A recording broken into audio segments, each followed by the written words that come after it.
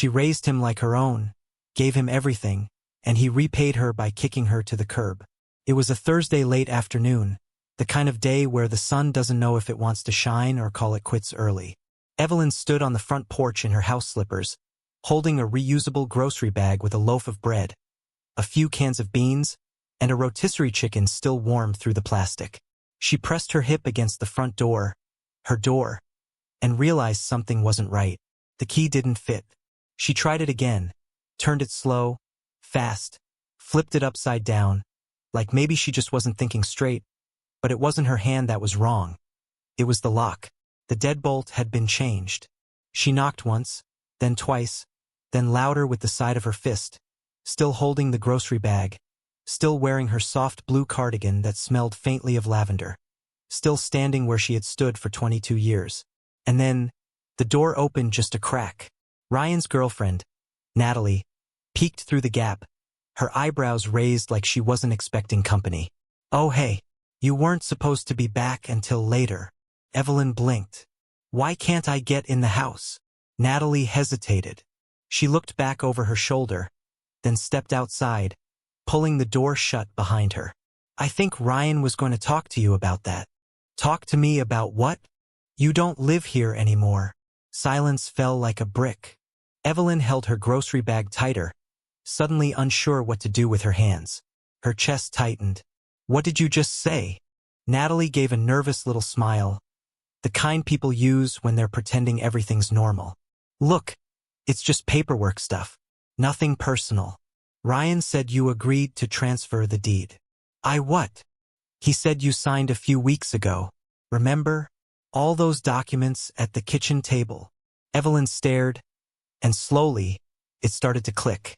The forms. The way Ryan brushed off her questions, told her it was just housekeeping, that we need to get things in order, that this will protect the house if anything happens to you. She had trusted him. She had trusted her son. And now her hands were trembling. Natalie didn't wait for more questions. She slipped back inside, muttering something about giving Ryan a call. The door shut again, locked again. Evelyn stood there for a full minute, then 5, then 10. Nobody opened the door again, and she didn't knock. She walked down the steps, slow, that chicken still tucked under her arm like a baby.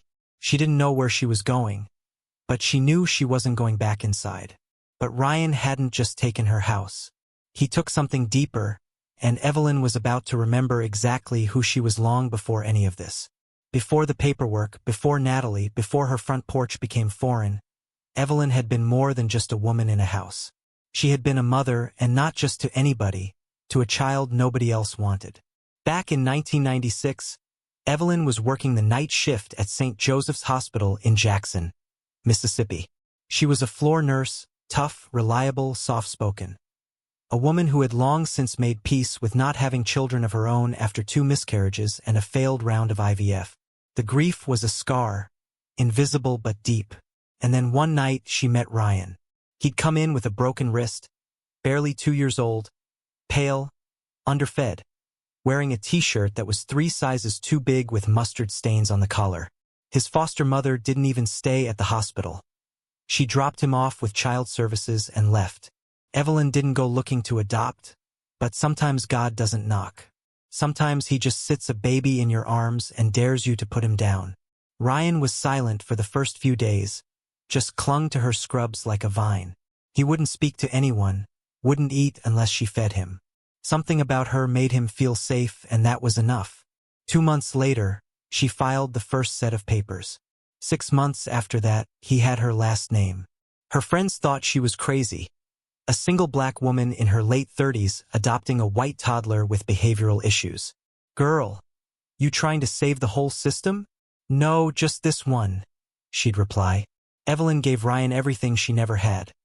A bedroom with a race car bed, packed lunches with his name in marker, swimming lessons, piano lessons, Saturday trips to the zoo.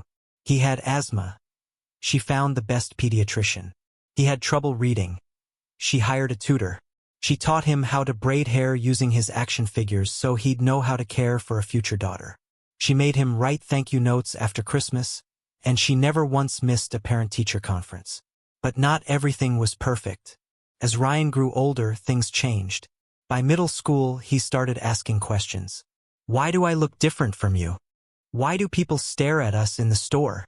Why does everybody think I'm adopted? She always answered with the same words. Because you are. But that doesn't mean you're not mine. He never fully accepted it. In high school, he grew distant. By college, he barely came home, and when he did, it was always quick. An overnight visit, a dinner, a "hey mama" before rushing out with his phone in his hand. But Evelyn never complained. She kept the lights on, kept his old room just the way he left it, kept believing that love, even quiet love, was enough. Then her husband passed, and suddenly Ryan started coming around more. He was helpful at first, cleaning gutters, mowing the lawn, reminding her to take her blood pressure pills. He'd bring Natalie sometimes, and they'd sit on the porch while Evelyn made cornbread and watched Jeopardy. She thought things were healing. But what she didn't know was that Ryan hadn't come home to rebuild. He came to take inventory. And by the time she realized it, her name was off the deed, and her trust had been sold for scraps. But a mother doesn't forget, and Evelyn was already remembering every sacrifice she ever made. Evelyn spent that night in her car. She parked it 2 blocks down from the house. Well, what used to be her house, in front of a row of duplexes with peeling paint and plastic chairs on the porches. She didn't cry, not once, but her hands stayed locked at 10 and 2 on the steering wheel, even after the engine was off. The rotisserie chicken sat untouched in the passenger seat, cold now, grease soaking through the plastic.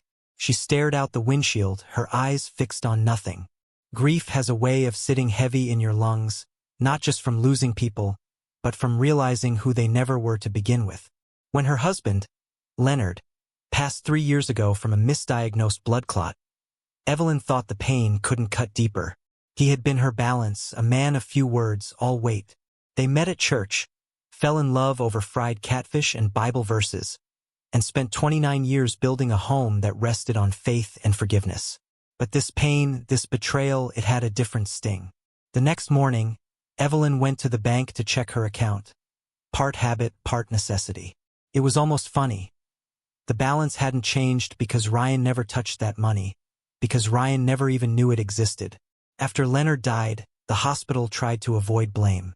They said it was a natural complication, but Evelyn had been a nurse too long not to recognize the pattern.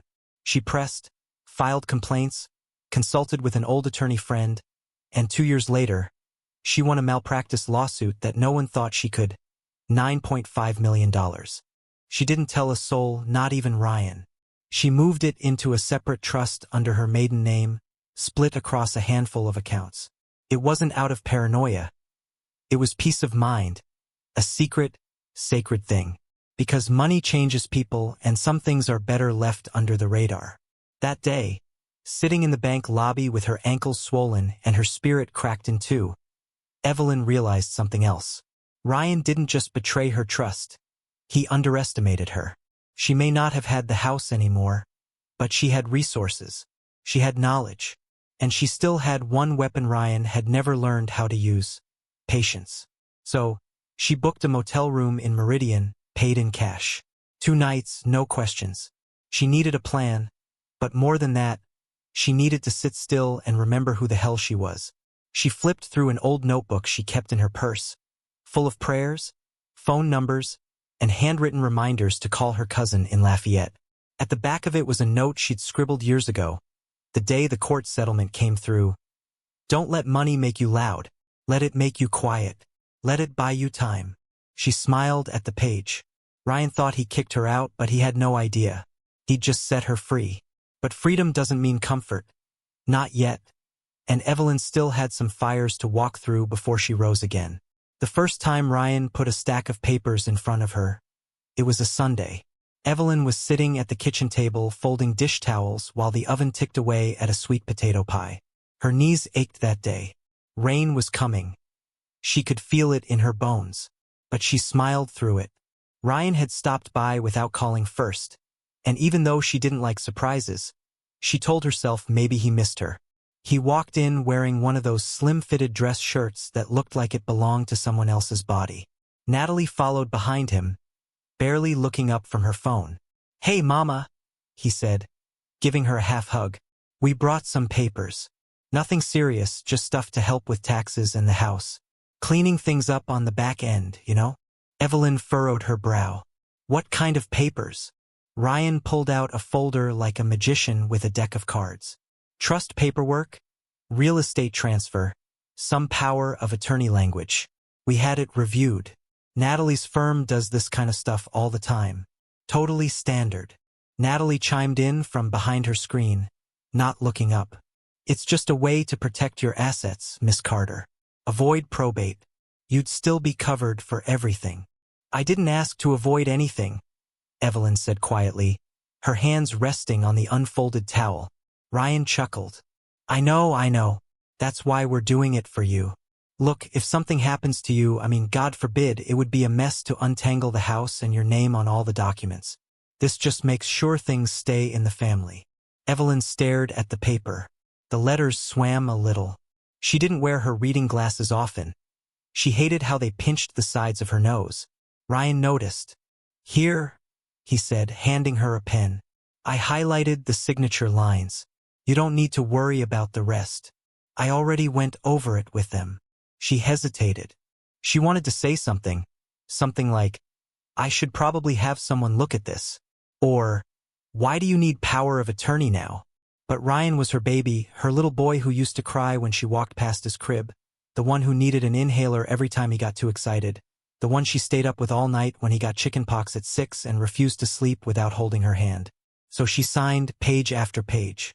He even joked as she scribbled her name. You're making history, Mama. She laughed once, just a puff of air. The pie timer went off and she got up to turn the oven off. That moment stuck in her mind for weeks after. The smell of cinnamon and burnt sugar, the sound of the pen cap clicking shut, the smile on Natalie's face that felt just a little too satisfied. She didn't know it then, but that afternoon was the last time she'd ever sit at that kitchen table. The next visits were shorter. Ryan started showing up with bank statements and investor friends she didn't care to meet. He was always busy, always talking about flipping properties, building portfolios, how her home was equity waiting to be unlocked. He started calling her Evelyn in front of Natalie.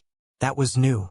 And one day, while she was watering the begonias in the front yard, she overheard Natalie say, once we close on this place, we can finally get that apartment in Dallas. That's when Evelyn started packing a small bag, just in case. She tucked away her Bible, her passport, the last photo she had of Leonard, and her notebook with the banking information for the settlement she had never told Ryan about.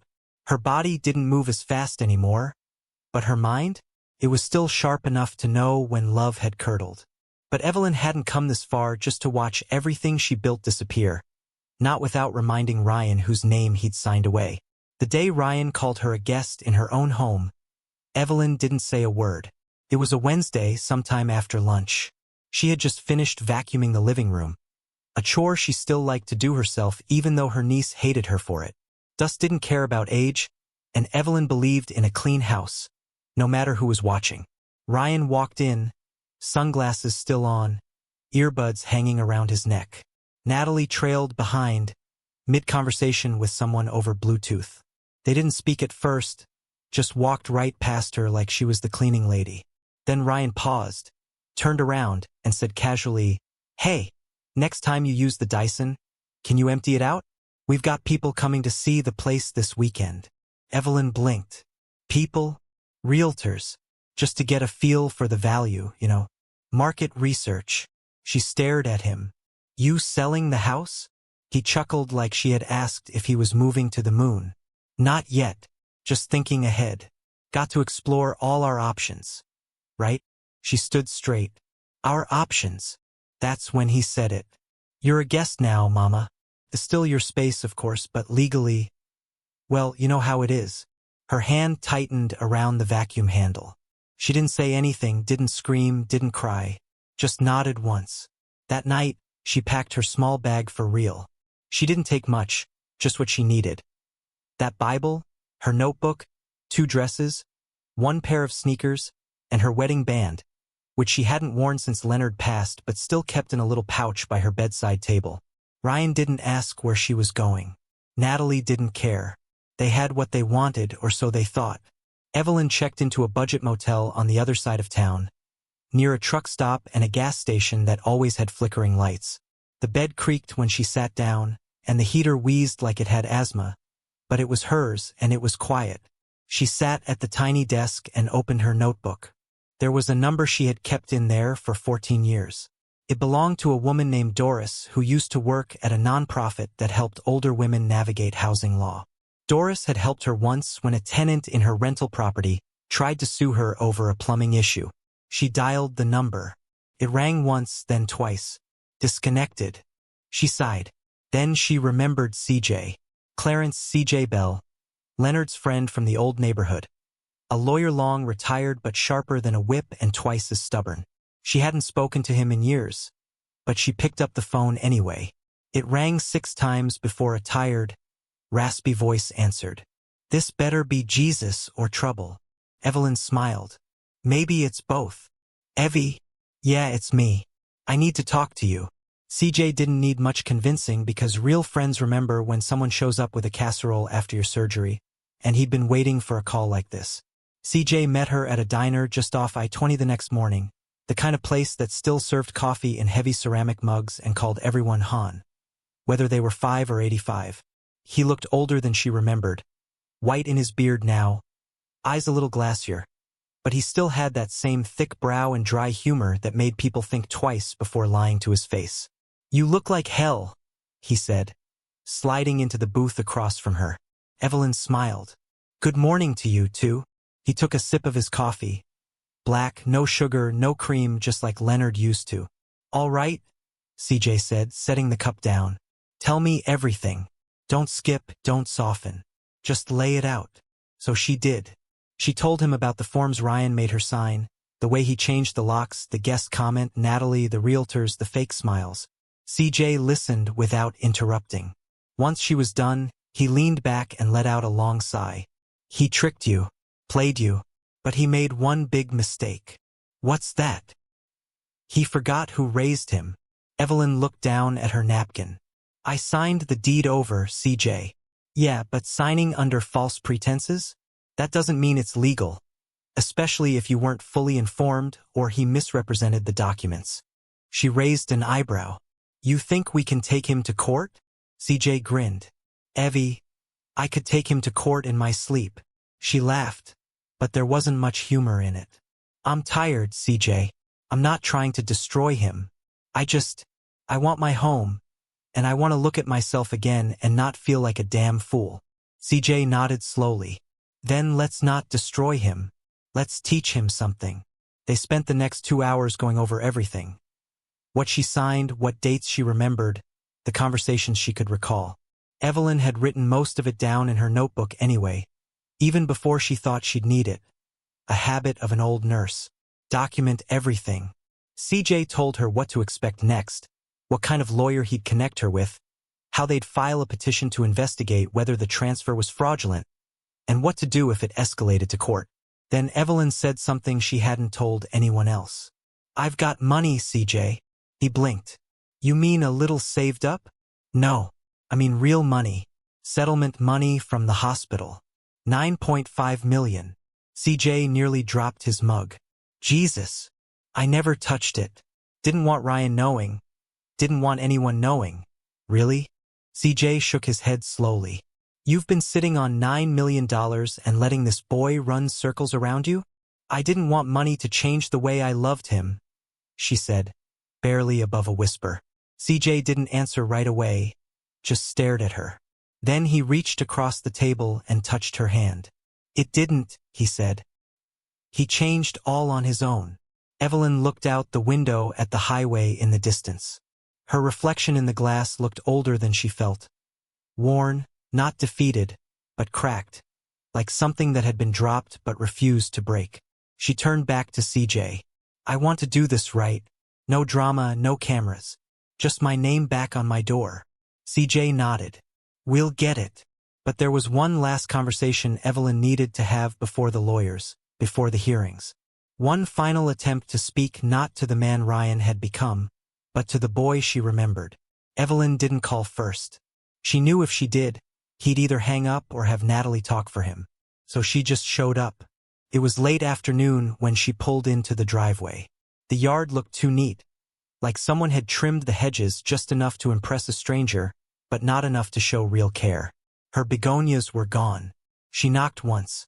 Ryan answered in gym shorts and a branded hoodie, holding a protein shake. His face tightened the second he saw her. "Ma? Evelyn? What are you doing here?" Evelyn stepped forward, just enough that the screen door separated them. "I don't need much of your time. I just came to say something." He looked back over his shoulder, probably checking if Natalie was home, then sighed and stepped onto the porch. "Look, if this is about the house." She raised a hand. "Let me finish." He shut his mouth. "I raised you when nobody else would. Not because I had to, and not because I wanted a thank you. I did it because I saw a child who needed love, and I gave it every ounce I had." Ryan's eyes flickered, but he stayed quiet. "I watched you grow. I gave up vacations, sleep, time, my body. I gave it all to you, and I never once made you feel like a guest in this life." She took a breath, her throat tight. "And you repaid me with a signature and a changed lock." He rubbed the back of his neck. "You signed, Ma. It wasn't like I forced. Don't call me Ma if you don't mean it." Silence. She straightened her shoulders. "I'm not here to argue, just to tell you I know what you did. And you should know, I'm not broke. Never was. I've got enough money to buy this house 10 times over." Ryan's face changed. First disbelief, then panic, then something like shame. "I didn't know. That you weren't supposed to," she said. "Because love ain't a business, and loyalty can't be bought. But now I know, and so do you." He opened his mouth, but no words came out. "I've already spoken to a lawyer. This will go where it needs to go. I just wanted to look you in the eye one last time before it does." Ryan's hand dropped to his side. "You're going to sue me?" "No," she said. "I'm going to remind you what a real home costs." And with that, she turned and walked back to her car. No yelling, no begging. Just a woman who finally remembered her worth. But lawsuits don't scare people like Evelyn. What scares them is seeing the person they underestimated rise stronger than ever. 3 months later, the house was empty. No furniture, no Natalie, no Ryan. The new owner, a retired school teacher from Lafayette, said the place felt heavy when she first walked in, like it had been through something. And it had. CJ had moved fast. The fraud petition passed through the court quicker than expected. The judge didn't even blink after reviewing the documents and testimony, said Evelyn had clearly been misled and the transfer was under questionable, possibly manipulative circumstances. Ryan never showed up to the hearing. He'd already left the state. Natalie went back to Dallas without him. Evelyn didn't smile when she heard that. She didn't laugh. She just exhaled, long and slow, like something had been holding its breath inside her and it could finally let go. She didn't move back in, though. Too many memories. Too many ghosts of quiet betrayals and Sunday dinners that now felt like rehearsals for an exit. Instead, she took her money, her full, untouched inheritance, and did something no one expected. She bought 3 homes in Pascagoula, Mississippi. Not big ones, not flashy, just enough. She turned them into safe housing for women over 60 who had been evicted, displaced, or abandoned by their families. She named the little program Len's Place, after her late husband, said it was the kind of thing he would have done if he'd lived long enough to retire. The first resident was a woman named Alma, 74 years old, kicked out by her grandson when she couldn't babysit full-time anymore. The second was Darlene, whose own daughter sold her house while she was in rehab for a hip surgery.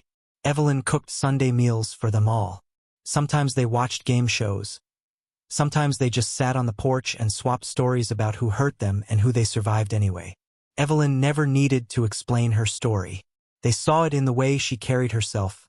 Calm, steady, unapologetic. CJ still visited now and then, especially when paperwork piled up. He joked about putting her on a billboard, the woman who turned betrayal into a blueprint. Evelyn would laugh and wave him off. "I just did what my mama taught me.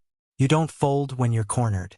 You pray, you plant your feet, and you protect your peace. But Evelyn knew the fight wasn't about a house. It was about not letting a single act of betrayal define the life she built with her bare hands. 1 year later, Evelyn sat on the back porch of Len's place with a cup of tea and a fleece blanket over her lap. The sky above Pascagoula was streaked with orange and gold, the kind of sunset that made silence feel like a hymn. Alma was upstairs crocheting. Darlene was in the kitchen, humming to herself while she cleaned collard greens. And Evelyn, for the first time in a long while, felt still. Not busy, not angry, not hurt, just still. A letter came in the mail that morning. No return address, just her name written in handwriting she hadn't seen in almost a year. Inside was a note. I messed up. I see that now. I don't know why I did it the way I did. Maybe I thought I was owed something. Maybe I just never understood what you gave me. I don't expect you to forgive me, but I wanted to say it. You didn't deserve what I did. I hope you're okay. Ryan. Evelyn read it twice. Then she folded it neatly and placed it in the back of her Bible. Not because she planned to forget, but because some things are meant to be remembered without being relived. She didn't write him back. She didn't need to. Forgiveness, to her, wasn't about letting him off the hook. It was about freeing herself from the grip of what he'd done. She knew something now that she hadn't known then. You can love someone fully, raise them right, give them your everything, and still lose them.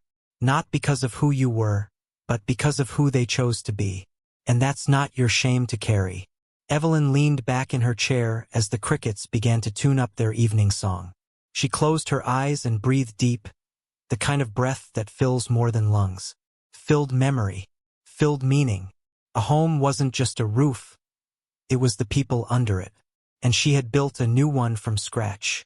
No paperwork needed. If this story hit you somewhere deep, if it reminded you of someone you've lost, loved, or let go, share it with a friend who needs to hear it. And remember this: real love can't be stolen, real mothers don't fold, and real power doesn't scream. It builds again quietly from the ground.